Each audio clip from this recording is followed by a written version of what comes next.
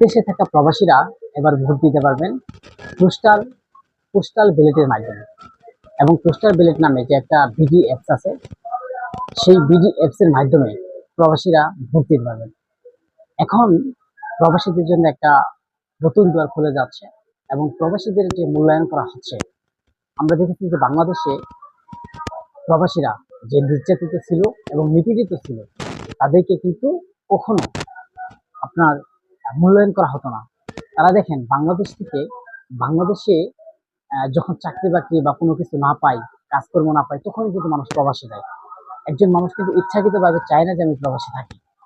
কারণ বাবা মা, ভাই বোন, বউ, আত্মীয় স্বজন, ছেলে মেয়ে সবকে ফেলিয়ে তাদেরকে প্রবাসে থাকতে হয়। আর তারা এত কষ্ট করে প্রবাসে যখন যায়, তারা বিমানবন্দরে কোনো তাদের গুরুত্বপূর্ণ জায়গা থাকে না।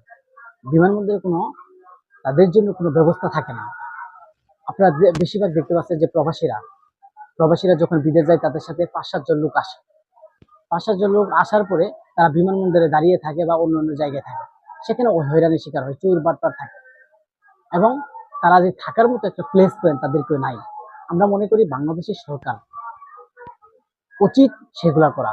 এখন বর্তমানে যে প্রবাসীর যে মূল্যায়ন করা হচ্ছে এবং প্রবাসীদের যে ভোট দিতে পারবে, এই ভোটের মাধ্যমে তাদের এই মূল্যায়নগুলো হবে।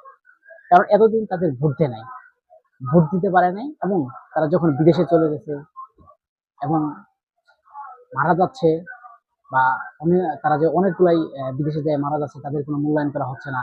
তারা দেশে আসছে এবং তাদের কোনো জায়গায় কোনো মূল্যায়ন করা হচ্ছে না। এবং তারা যখন বিদেশে ডলার ইনকাম করে সেটা বাংলাদেশে পাঠায়, সেই এমিটেন্সটা সরকারের খাতে যায় এবং সরকারের সেই এমিটেন্স পায়। কিন্তু কোনো সরকার এই প্রবাসীদের জন্য এরকম কিছু করে নাই। আমরা মনে করি আগামী যে সরকার আসবে এবং ডক্টর মোহাম্মদ ইউনূসের হাত ধরেই যে পরিবর্তন হয়েছে, আগামীতে এই মানে বাংলাদেশের যে জনগণ আছেন যারা, তাদের যে একটা দাবি দেওয়া যে আমি অমুকের ভোট দিলে আমার জন্য এই করবে, সেই করবে, রাস্তাঘাট করবে, আমার উন্নয়ন করবে, দুর্নীতি হবে না, আমরা এগুলো চাই। কিন্তু সেম প্রবাসীরাও তাদের দাবি আদায় করতে পারবে।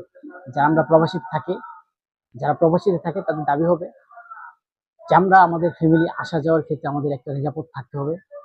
অনেক প্রবাসীরাই তাদের টাকা পয়সা বইয়ের কাছে পাঠায়, তাদের আত্মীয় স্বজনের কাছে পাঠায়, সেগুলো টাকা আর দেয় না।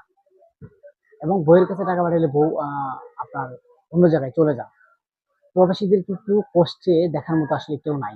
অনেক প্রবাসীরাই আছে, তাদের দেখার মতো আসলে কেউ নাই। আমরা মনে করি এই যে পোস্টাল বিডি ব্যালটের মাধ্যমে তারা যে ভোট দিতে পারবে, আগামীতে যে তারা ভোট দিতে পারবে, এতেই কিন্তু তাদের একটা, আমি মনে করি যে অনেক পরিবর্তন হবে। কারণ হচ্ছে এই পরিবর্তনটা বিশাল পরিবর্তন। কারণ বাংলাদেশে এমন কোনো সরকার আসে নাই যে প্রবাসীদের জন্য এটা করতে পারছে।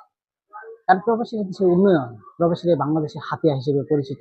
তাদের যে এমিটেন্সের টাকাই কিন্তু বাংলাদেশ চলে এবং বাংলাদেশের যে আমদানি রপ্তানি চলে, তাদের এমিটেন্স টাকা যদি বন্ধ হয়, তাহলে কিন্তু বাংলাদেশের অর্থনীতি একবারে অবস্থা খারাপ হবে।